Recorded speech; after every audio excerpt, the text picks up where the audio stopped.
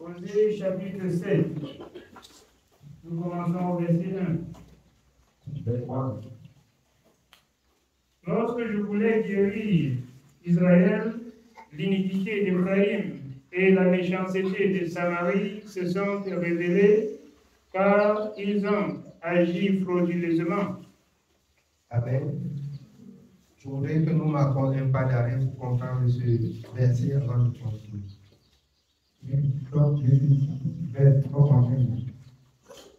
Le Seigneur, quand il veut guérir,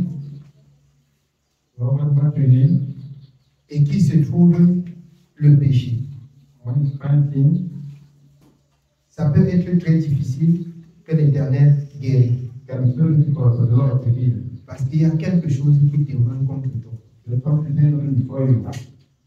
Alors, nous devions nous arranger à être ce que Dieu veut. Pour que dans des jours difficiles, que nous prions, Dieu exauce. Il dit ici, il voulait guérir, mais l'iniquité se présentait.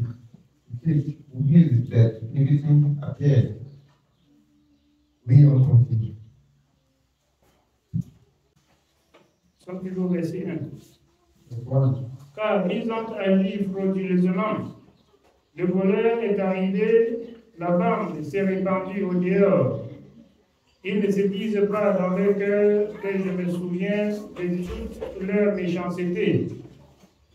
Maintenant leurs œuvres les entourent.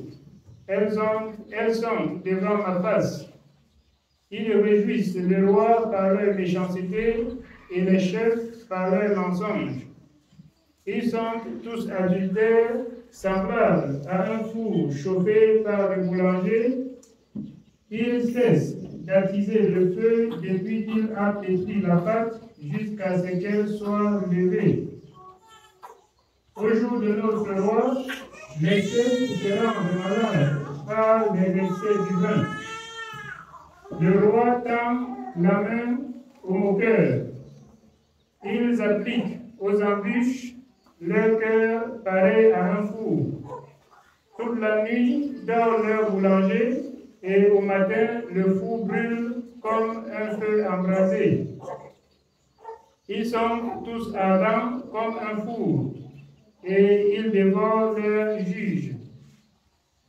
Tous les rois tombent, aucun d'eux ne m'invoque. Éphraïm se mêle avec les peuples. Éphraïm est un gâteau qui n'a pas été retourné. Des étrangers consument sa force et il ne s'en doute pas. La vieillesse s'empare de lui et il ne s'en doute pas. L'orgueil d'Israël témoigne contre lui. Ils ne reviennent pas à l'Éternel, leur Dieu, et ils ne le cherchent pas malgré tout cela. Alors, l'orgueil, ce que nous apprenions hier, qui précède la chute. Israël, malgré tout ce que Dieu les fait voir, ne se retourne pas pour se repentir.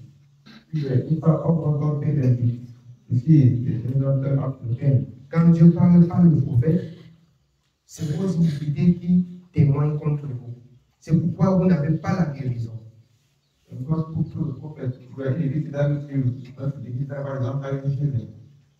ne se retourne pas pour se repentir. Il se confie dans son péché. Il prend de l'assurance. Il croit que ça va aller.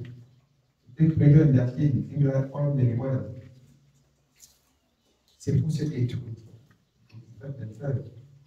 Vous verrez, les maladies, après un peu de soulagement, après des maladies, il y a quelque chose qui témoigne contre la guérison, qui est le péché, jusqu'à ce que cela soit ôté. Le Seigneur dit ici, il ne retourne pas. Malgré tout cela, il ne retourne pas. Oui, bien aimé. Is not referring to God. Nous continuons au verset 11. Verse 11. Éphraïm est comme une colombe stupide, sans intelligence. Ils implorent l'Égypte, ils vont en Assyrie. S'ils passent, j'étendrai sur eux mon filet. Je les précipiterai comme les oiseaux du ciel. L'Égypte, c'est le monde. The world. Ils descendent plutôt dans le monde. Ils consultent plutôt le monde. The world. Ils se dirigent et ils se plaisent dans le péché. Ils cherchent le monde pour se soulager. The world. C'est pourquoi il a dit qu'il va mettre un filet. Oui, exactement. Vous voyez, il y a l'écart entre le filet et le temps. Le temps où il descend dans le monde, Dieu est en train de voir. Le temps où Dieu prépare le filet, ils sont en train de marcher. Il y a un jour où arrêter. Il y a un jour de vengeance. Je parle, bien aimé, plus aux enfants de Dieu qui commettent des choses horribles et ils ne se repentent pas.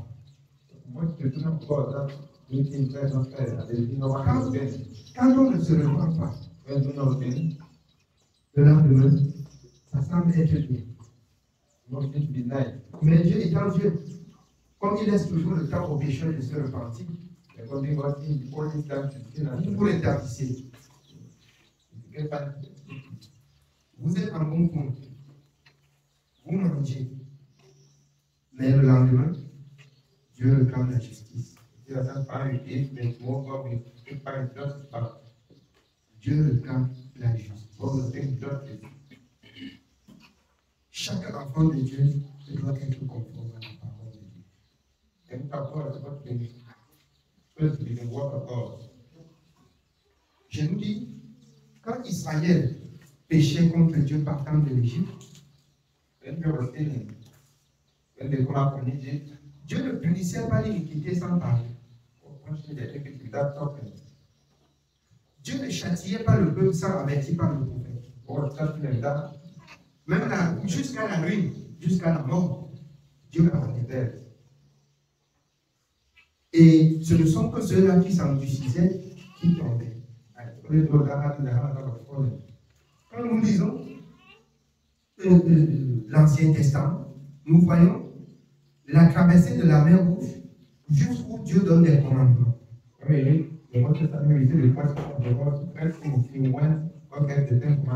Nous remarquons quelques rébellions. Et nous voyons par la suite quelques personnes dans la souffrance qui se repentent. Qui retournent à leur Dieu et qui retrouvent la paix. Quand vous lisez Somme 107, l'angoisse, la tribulation, les maladies, et quand ils se sont retournés à l'Éternel, quand ils ont crié vers l'Éternel, quand ils se sont repentis, l'Éternel est revenu de sa colère. Et il a guéri le peuple. Il a guéri le peuple. Je nous exhorte, bien-aimés, de ne pas écouter la parole de Dieu comme un livre d'histoire.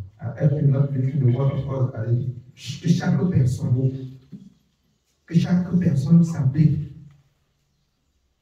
Que chaque personne met en pratique ce qu'il écoute. C'est en mettant en pratique que la parole de Dieu devient la réalité dans nos vies. Amen. Oui, bien aimé. Nous sommes au verset 12. S'ils partent, j'étendrai sur eux mon filet, je les précipiterai comme les oiseaux du ciel. Je les châtierai comme ils en ont été avertis dans leur assemblée. Ils en ont été avertis dans leurs assemblées. Et la suite, c'est le châtiment. Dieu ne punit pas l'iniquité sans parler. God does not punish without giving time. Il prend le temps d'avertir le peuple. He always takes time to warn the people. Comme ce jour où nous sommes devant l'Éternel.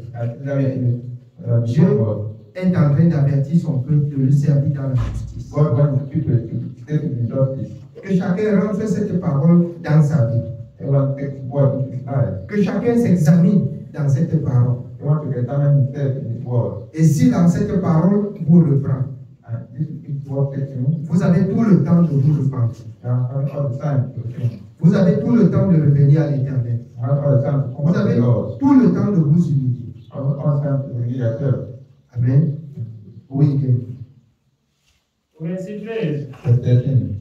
Malheur à eux parce qu'ils me fuient. Ruine sur eux parce qu'ils me sont infidèles. Je voudrais les sauver, mais ils disent contre moi des paroles mensongères. Je voudrais les sauver, dit l'Éternel, mais ils disent contre l'Éternel des paroles You mensongères. wanted to take the Lord, but they say the wrong thing about the Lord. Comme ce jour, j'apprends beaucoup au milieu de nous, les enfants de Dieu, qui prophètent encore le mensonge. Many in our midst speak Beaucoup, they lie. beaucoup sont encore dans le mensonge. Many are still lying. Qu'est-ce que le mensonge? What is lying? Le mensonge peut être ce que tu dis, bien aimé, et par la suite, ce n'est pas ce qu'il fallait dire. Like I'm sometimes say, and then they don't know what to say. Tu gardes, Okay? tu ne te repens. No offense. C'est une tâche sur toi devant Dieu. Time on you before God. La parole de Dieu dit dans le livre d'Apocalypse 22 What was God said in Revelation 22? de garder son vêtement sans tache, blanc. To keep himself clean. Lorsqu'il y a l'iniquité, When the people c'est une tâche. pass, Une parole mensongère est égale à une tâche sur ton vêtement. the lie, people get tight on your vest. Et Dieu appelle son peuple d'avoir un vêtement tout entier sans tache. God wants people to have a clean vest. C'est pourquoi on ne doit négliger même pas une seule parole de Everyone Dieu. is to put in one word. Même pas la plaisanterie. Not even person. Chose contraire à la sainte doctrine. One thing, what of things. On ne doit rien négliger. Not neglect. Toute iniquité est un péché. All iniquity is sin. Même si c'est la négligence, Negligence. c'est une tâche et c'est un péché sur toi. Time and sin on you. Il faut que cela soit nettoyé. It's supposed to be clean. Il faut qu'on se repente. You have to repent. Il faut que l'homme soit ce que Dieu veut. Man's supposed to be what God requires. Parce que Dieu jugera son peuple à partir de sa parole. So God will judge people according to His words. Il va juger le peuple à partir de la parole. He judge people according to the words. Si chacun a des oreilles pour entendre, qu'il comprenne bien. You are here to listen, maybe listen fine. Ce n'est pas, bien aimé, quand l'Éternel demande d'aller se repentir vers les serviteurs, ce n'est pas pour nous faire plaisir. You know, when the Lord asks people and repent before man and God, it's not pleasure for God. Vous voyez, Moïse dans le livre des Exodes, What is the book of Exodus? il plaide pour le peuple, It is for people. jusqu'à dire à Dieu, efface mon nom de ce livre si tu ne pardonnes pas son peuple. Today, because a great my name from the book Exodus with people. Quel est l'avantage que vous avez de faire connaître vos besoins ou bien de vous repentir devant un homme de Dieu? Repent before man of God. C'est pour qu'il fait mention des supplications devant Dieu tous les temps que lui-même, il entre en communication avec Dieu. Mais le peuple devient tellement incrédule que chacun trouve qu'il est capable de pécher et de se prosterner. Dieu écoute. Quand tu es déjà en infraction, comprends-moi bien ce matin, Dieu n'exauce pas les pécheurs. We are not on the highway, God will not answer our request. Dieu n'exauce pas la prière des pécheurs. God will not answer to sinners. Toi qui penses que tu peux prier, You think you can pray, Dieu écoute. and God answer. Tu peux passer beaucoup de temps, tu t'humilies, Now, Dieu when you écoute. down and you yourself, Ce que Dieu a dit, c'est ce qu'il a dit. then God says, il n'exauce pas les péchés. Étant en infraction, ce que Dieu te demande, c'est la repentance. Comme dans 2 Chroniques 20. Confiez-vous au serviteur. Confiez-vous à l'Éternel. Au moment où vous avez fait connaître, vous vous êtes repenti devant le serviteur. Et que vous vous retournez vers Dieu.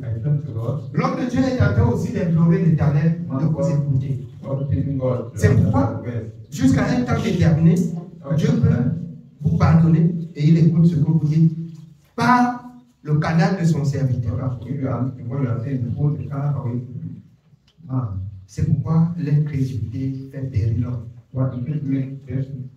La rébellion. La norme, quand on n'obéit pas à l'ordre établi dans la maison de Dieu par Dieu, ça fait périr le peuple. Et quand chaque personne trouve qu'il est déjà serviteur, c'est un gros piège pour lui. La parole de Dieu dit dans le livre de Jude que ceux-là sont des écueils dans vos agarres. Ils exhortent beaucoup le peuple, même en arrière, que si vous faites ceci, Dieu va vous écouter. Comme avec Moïse, avec Marie. Ce n'est pas seulement lui que Dieu écoute. Est-ce que Dieu écoute seulement le serviteur? Est-ce que c'est seulement par le serviteur que Dieu peut exaucer les prières? Il constitue ainsi une agape dans vos repas. Un piège pour votre salut. Je nous exhorte ce matin, bien-aimés, à chaque situation bien précise. Prenez tout votre courage de vous humilier, de vous repentir. Si votre vie est conforme, Dieu ne serait plus ce matin en train de parler de la repentance. Je parle ce matin de la repentance parce que au milieu de nous, il y a des cœurs rebelles. Il y a ceux qui sont incrédules jusqu'à ce matin. Et il faudrait que je m'acquitte bien de ce service pour vous dire, si quelqu'un meurt parce qu'il a gardé son péché dans le cœur, son sang retombe sur lui. Dieu c'est la repentance. Et à chaque niveau, il y a de l'ordre dans la maison de Dieu. On parle de la loi et de la foi.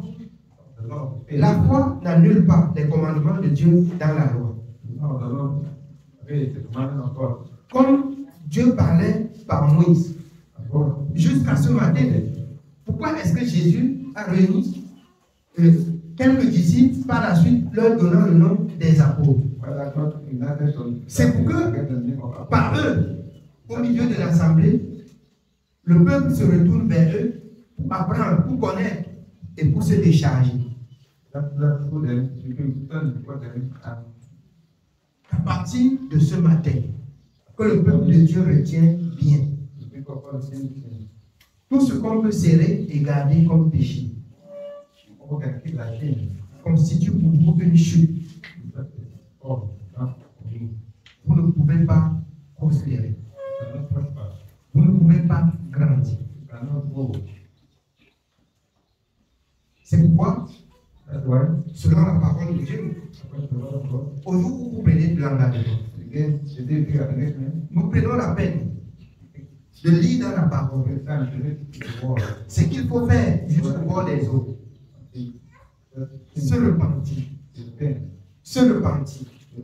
On vous laisse le temps de réfléchir, de voir votre vie, de voir tout le mal que vous avez passé le temps à faire et de les déposer au pied de Jésus. De les déposer au pied de Jésus. Lorsque vous vous repentez. C'est pourquoi, bien aimé, Dieu parle de la repentance dans la parole. Si l'homme pouvait se repentir seul et être sauvé, et prier Dieu, Dieu écoute. C'est que l'homme pouvait même aller se baptiser seul. Il pouvait aller entrer dans l'eau et puis ressortir au nom de Jésus, il est pardonné. Je voudrais ramener la conscience du peuple de Dieu, de comprendre qu'il y a de l'ordre dans la maison de Dieu. L'ordre établi par Dieu, quand elle est bafouillée, vous n'êtes plus selon la foi, vous n'êtes plus dans la parole de Dieu. Il faut qu'on comprenne encore bien cela. Alors, ce matin, vous avez tout le temps, bien aimé, comme l'apôtre Paul dit dans 2 Corinthiens 13, tout le temps de vous examiner, d'examiner et de prendre ce qui est négatif, jeté par la repentance. J'ai toujours rappelé au peuple de Dieu, quand Dieu recommande au peuple de se sanctifier. Par Moïse, quand il devait entrer dans la présence de Dieu, l'Éternel disait à la veille, sanctifie le peuple. Sanctifie ce peuple. Moïse lui-même se sanctifiait. Moi-même, je me sanctifie. Moi-même, j'examine ma vie. Alors, je dis toujours, et je dis jusqu'à ce matin, si j'offense un enfant de Dieu, il serait très poli de me dire, ce que tu m'as fait là n'avait pas été, ça ne m'a pas arrangé.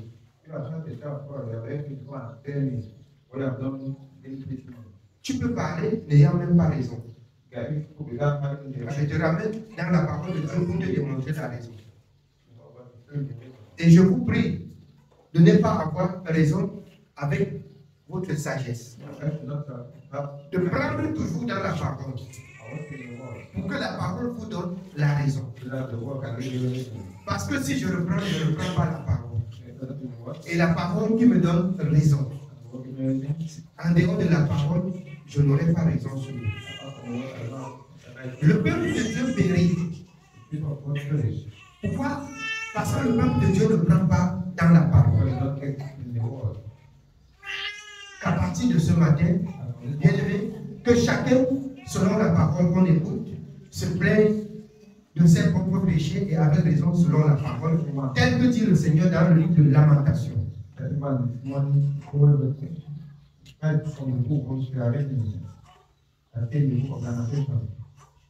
Amen. Oui, bien aimé, nous continuons la lecture. Nous continuons au verset 14. Ils ne crient pas vers moi dans leur cœur, mais ils se lamentent sur leur bouche. Ils se lamentent sur leur bouche. Quand ils veulent se coucher, ils pleurent pour que Dieu pardonne. Mais ils ne se repentent pas. Ils se lamentent sur leur bouche. On pense qu'on peut se mettre au pied de son lit, on pleure, sans se repentir, Dieu agit. Vous allez pleurer, il va vous donner un peu de repos pour vous repentir. Mais il y a un jour que si vous ne vous repentez pas, il y a un jour qui doit tendre le filet. Et ça va vous prendre comme des poissons. Et ce jour sera lamentable. Le peuple de Dieu, le service de Dieu, c'est la repentance. Le service de Dieu, c'est la sanctification. Oui, bien aimé. Ils se rassemblent pour avoir du blé et du mou, et ils s'éloignent de moi. Je les ai châtiés, j'ai fortifié leurs bras, et ils méditent le mal contre moi. Ils méditent le mal contre l'Éternel, comme hier contre l'eau de l'Éternel Moïse. Quand par la bouche du serviteur, il avertit, on médite le mal contre lui. On réfléchit mal contre lui. On lui trouve comme celui qui est la cause de nos problèmes. C'est ainsi qu'on a frappé Michée, qui ne prophétise rien de bon. Étant donné que les enfants de Dieu à nos jours cherchent des églises où on va les fortifier dans leur situation, dans leur position de péché, on va les donner d'écouter et de rentrer avec joie. Je vais vous dire ce qui va faire votre joie. Ce qui va faire votre joie serait la parole que vous avez mis en pratique. C'est la parole, c'est l'obéissance à la parole qui donne la joie. Ce qu'on dit pour vous fortifier et vous donner la possibilité de rester dans le péché, ça fait votre ruine. Ça cause votre chute. Un homme de Dieu, un véritable homme de Dieu, il parle de la part de Dieu.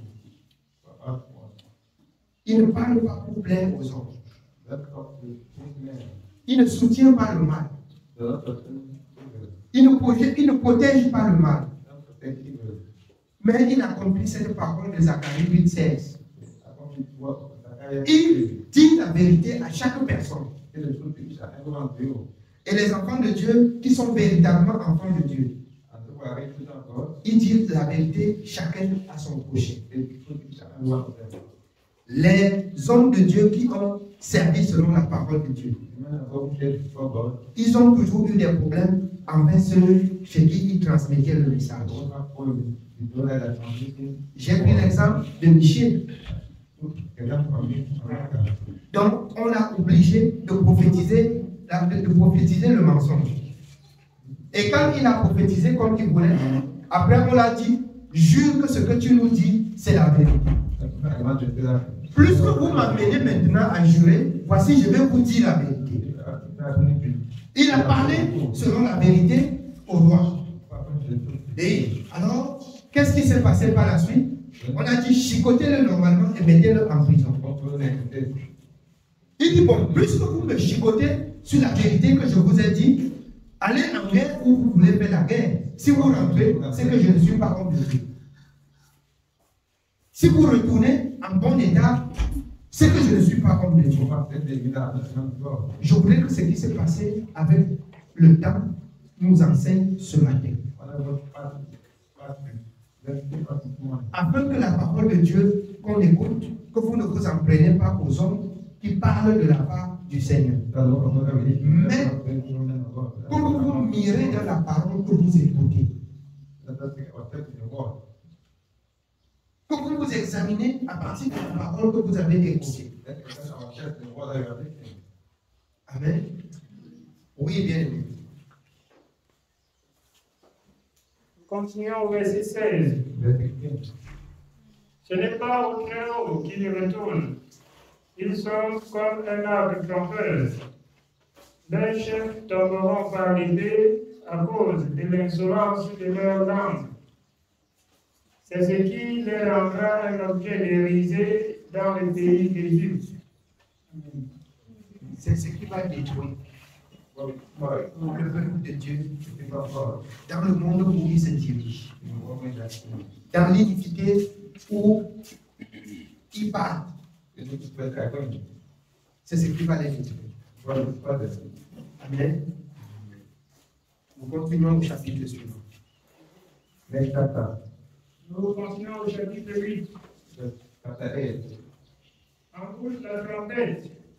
Les ennemis font comme un aigle sur la maison de l'Éternel, parce qu'ils ont violé mon alliance et transgressé ma loi. Je voudrais qu'on comprenne encore attentivement. Pourquoi est-ce que l'ennemi peut avoir raison sur le peuple? Parce que le peuple de Dieu a violé l'alliance de son Dieu. Parce qu'ils ont oublié la parole de l'Éternel. C'est pourquoi il y a la misère. C'est pourquoi il y a les maladies. C'est pourquoi il y a la souffrance au milieu du peuple de Dieu. Oui, bien oui. Ils crieront vers moi. Mon Dieu, nous te connaissons, nous Israël. Israël a rejeté le bien, l'ennemi le poursuivra. Alors, ils crieront vers l'Éternel. L'Éternel dit Israël a rejeté le bien. Je voulais vous dire ce matin, ce qui fait notre bien, c'est l'obéissance à la parole. Ce qui fait notre paix, c'est la mise en pratique. One of the judges is to what the practice. J'ai souvent exhorté le peuple de Dieu. I want to do that God. Pourquoi dans son peuple, That in someone, le Seigneur dit au peuple qu'il devrait méditer la parole jour et nuit. that the speak the word is only to do the work of God day and night. Jusqu'au moindre songe de ta vie quand tu te lèves le matin. That is the way to do in the morning. Pour ceux qui se lèvent le matin, j'ai passé la nuit à courir. So get the morning. Il y a quelque chose qui témoigne contre toi. Et alors, ça fait l'objet de l'examen de ta conscience pour que tu regardes ce qui peut bien causer cela. Et tu te repens, tu te présentes à Dieu avant de sortir. Tu pries, tu médites avant de sortir. La même chose, le soir, quand tu rentres, tu regardes ton parcours de la journée. Pour voir si dans tes voies tu n'as pas offensé l'Éternel. C'est ça la sainteté. C'est ça l'examen de la conscience. Il y a ceux qui pêchent le matin, ce n'est pas un problème. Qui pêchent en journée, et même le matin, ils ne se souviennent pas qu'il faut aller devant Dieu. Ce n'est pas un problème. Vous, quand vous prenez un vêtement blanc, il y a déjà plusieurs taches là. Pour que les taches là quittent, la vie peut se déchirer. Le vêtement peut se déchirer. Mais quand vous remarquez, il y a une tache qui s'est posée là. Je parle surtout aux femmes qui comprennent. Quand la tache vient de se poser là, vous connaissez tous les produits qu'à l'immédiat, si vous mettez là-dessus, ça va quitter. C'est pas ça. Mais quand ça donne, ça devient comment? Ça devient difficile. C'est la même chose avec vos péchés. Quand vous laissez que le péché reste là, ça devient difficile pour quitter. Mais par contre, quand tu te rends compte que ta bouche a laissé échapper une mauvaise parole, tu te repens. C'est encore là arrangeable. Mais quand tu cumules jusqu'au point où tu souffres, tu ne connais même pas pour lequel de tes péchés tu souffres. Ce qui m'amuse souvent, c'est qu'il y a certains enfants de Dieu qui disent Seigneur, pardonne tous mes péchés. Donc ils ont cumulé ça en une seule phrase. Ils ont cumulé ça en une seule phrase. Oh Seigneur, je sais que je suis un pécheur. Pardonne tous mes péchés. Pardonne tous mes péchés.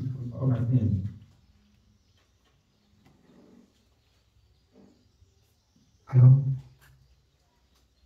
ton péché a un nom. Et il faut prononcer son nom. Il faut prononcer son nom.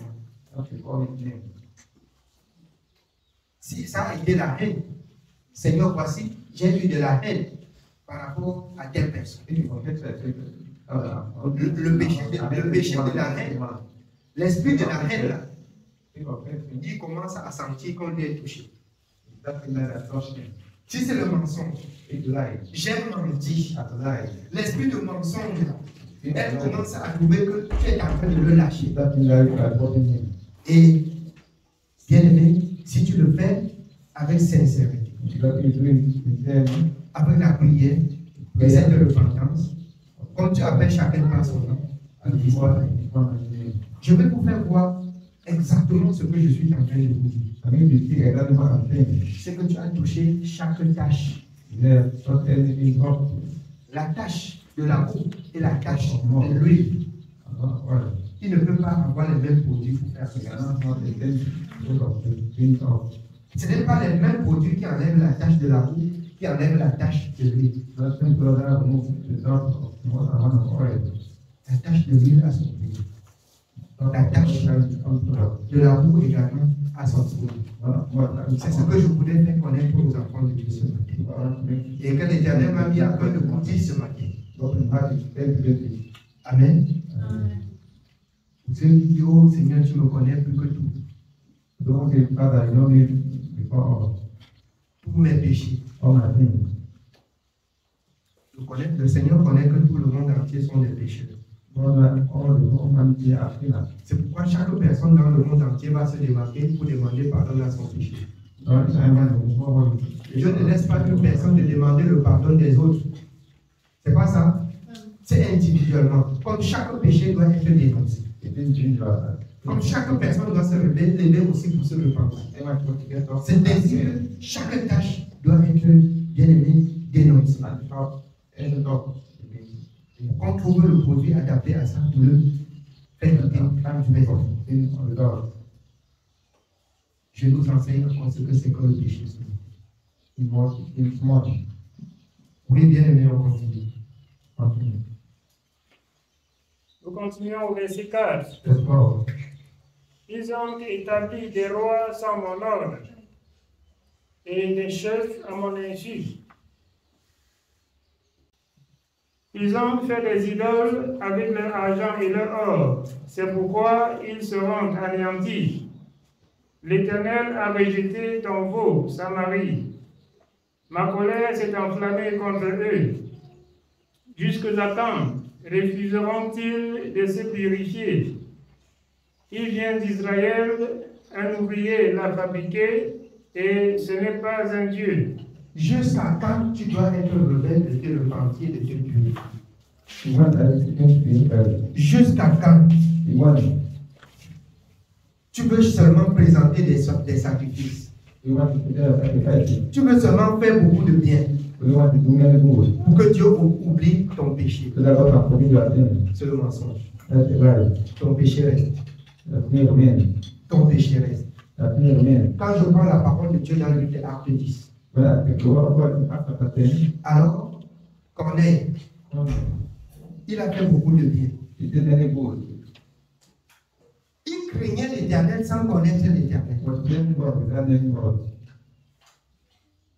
Donc ton bien que tu fais, sans craindre l'Éternel, ne peut pas t'aider. So the good which you are doing without knowing God can't help you. Nous avons appris la dernière fois, c'est la raison pour laquelle Dieu a envoyé Ben Corneille, son serviteur. And then that's why God sent Cornelius, one of his servants.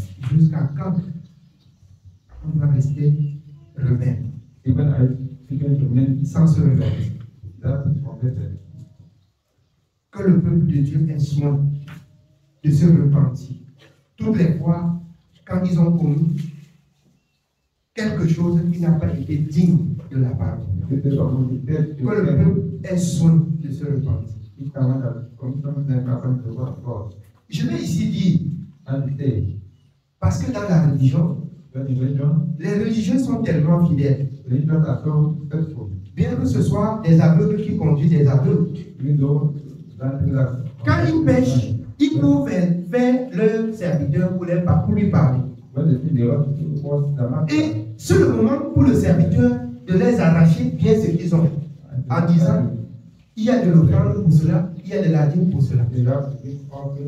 Un aveugle a conduit un aveugle.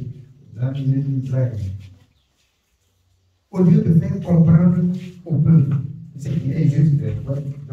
Si vous donnez, si vous faites ceci, ce serait bien pour vous. Mais je vous dis, la repentance, comme vous pouvez écouter ce matin, se repentir, s'humilier sans plus reprendre le péché. C'est ce qui est utile pour vous. C'est ce qui est nécessaire pour nous. Amen. Oui, bien. Nous sommes au verset 6. Il vient d'Israël, un ouvrier l'a fabriqué, et ce n'est pas un Dieu. C'est pourquoi le veau de Samarie sera mis en pièces. Puisqu'ils ont semé du vent, ils moissonneront la tempête. Ils n'auront pas un épi de blé. Ce qui poussera ne donnera point de farine, et s'il y en avait, les étrangers la dévoreraient. Israël est anéanti. Ils sont maintenant parmi les nations comme un vase qui n'a pas de prix. Vous voyez, les enfants de Dieu sont maintenant comme cette vase qui n'a pas de prix. Alors que les enfants de Dieu sont ceux-là qui, les gens doivent copier le modèle. Ils sont errants dans le monde. Vous voyez, par moment, ce sont les gens du monde qui ont pitié des enfants de Dieu. Qu'est-ce qui se passe? Que c'est le monde qui aura pitié des enfants de Dieu. Alors que c'est le peuple de Dieu qui devrait avoir pitié du monde. Parce qu'ils ont tellement de l'assurance que leur Dieu leur gardera. Pourquoi? C'est les enfants de Dieu. C'est le monde qui a pitié des enfants de Dieu.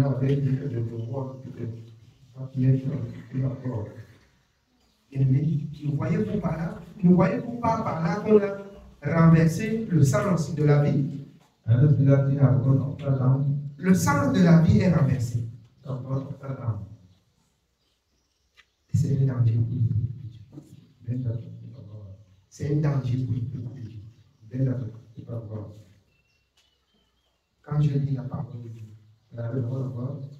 les premiers disciples appelés chrétiens, ils se sanctifiaient au point où les hommes du monde n'osaient les approcher.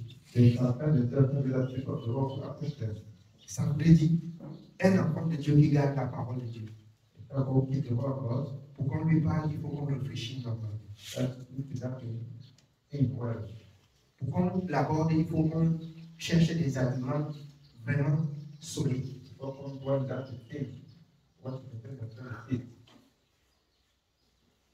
Il le faut.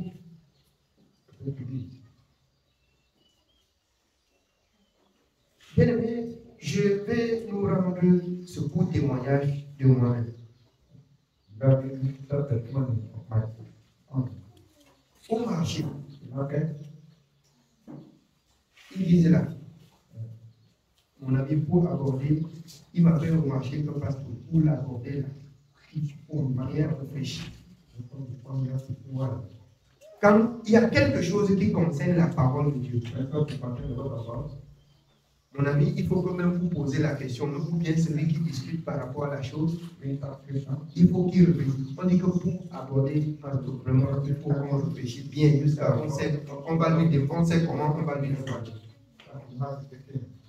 Et c'est encore, bien aimé, ce n'est pas pour me jeter des fleurs, c'est parce que moi, à mon niveau, je ne laisse pas accès que la parole de Dieu à mon niveau soit blasphémée. Il y a certaines choses que les enfants là, quand ils voient, je tourne la voiture pour garer. On arrange, chacun arrange sa position pour certaines choses qu'ils étaient en train de parler. Et c'est là la justice. C'est un homme de justice qui vient. C'est un homme de justice. Et le monde doit nous connaître comme ça. Je ne voudrais pas que le nom de Dieu, à cause de moi, soit blasphémé dans les nations du monde.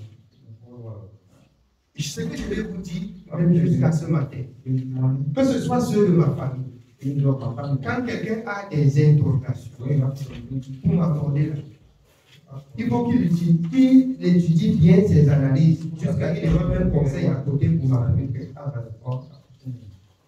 Parce que je ne dois pas admettre ce qui est injuste selon la loi de mon Dieu. Et quand on m'aborde, je n'aime pas, je n'aime pas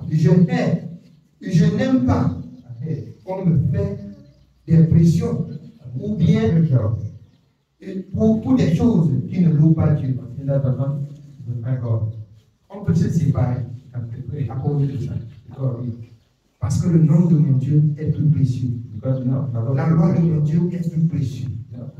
Je ne donne pas accès, que ce soit à celui de ma famille, que le nom de mon Dieu soit blasphémé. Je ne donne pas cet accès. Parce que si ce n'est pas ce grand Dieu, c'est qu'on ne le voit plus. C'est lui qui m'a délivré de la mort. C'est lui qui veille sur mon âme.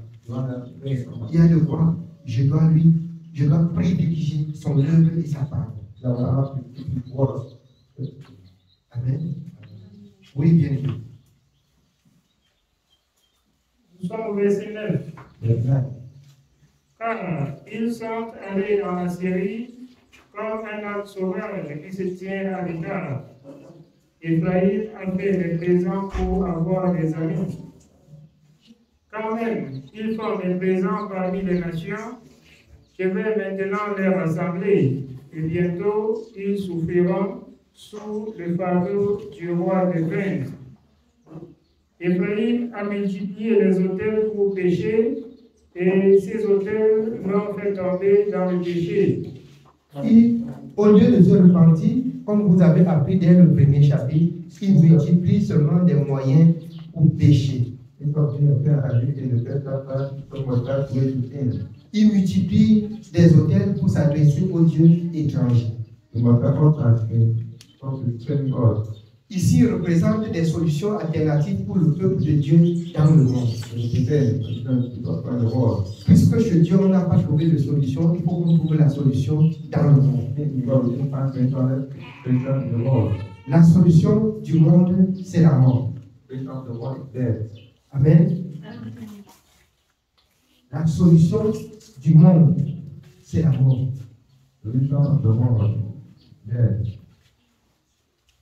Amen. Oui, on continue. Nous continuons au verset 12. Verse 12. Que j'écrive pour lui toutes les ordonnances de ma loi, elles sont regardées comme quelque chose d'étranger. Ils immolent des victimes qui mourent et ils en mangent la chair. L'Éternel y prend point de plaisir. Maintenant, l'Éternel se souvient de leur iniquité et il punira leur péché. Ils retourneront en Égypte. Israël a oublié celui qu'il a fait et a bâti des palais, et Juda a multiplié les villes fortes. Mais j'enverrai le feu dans leur ville et il en dévorera les palais. Bien-aimés, voici ce que ça signifie. Quand vous avez cru au Seigneur, il a préservé des choses agréables, bon. Mais quand vous abandonnez aussi, alors il y a aussi ce vent qui doit détruire ce que vous avez. Vous allez voir ce que vous avez disparaître comme la fumée. La souffrance commence sur la terre avant d'arriver dans le royaume. C'est pourquoi il est préférable à chaque moment de s'examiner et de se repentir. Amen. Bien-aimés, que Dieu soit béni.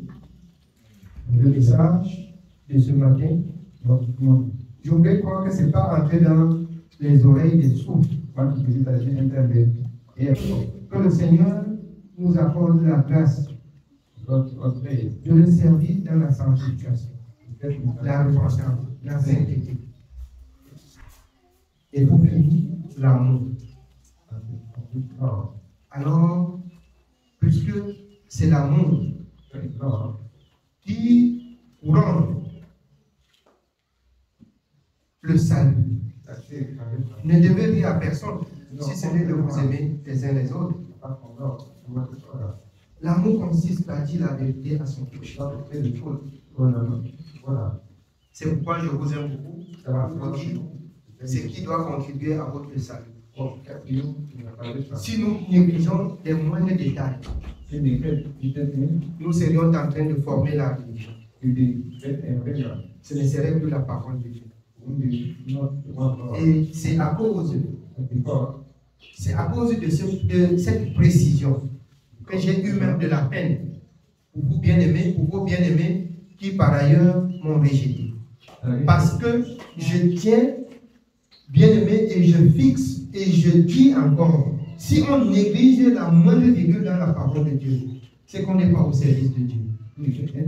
Donc on qualifie ça d'un évangile qui est insupportable. C'est pourquoi ils ont choisi le chemin. Mais la porte reste ouverte à tous ceux qui voudront servir Dieu dans la sanctification. Servir Dieu selon la parole de Dieu. Servir Dieu dans la vérité et dans la justice de Dieu. Si ce n'est pas ça, je ne serai pas dans notre église. Amen. Que le Seigneur nous bénisse.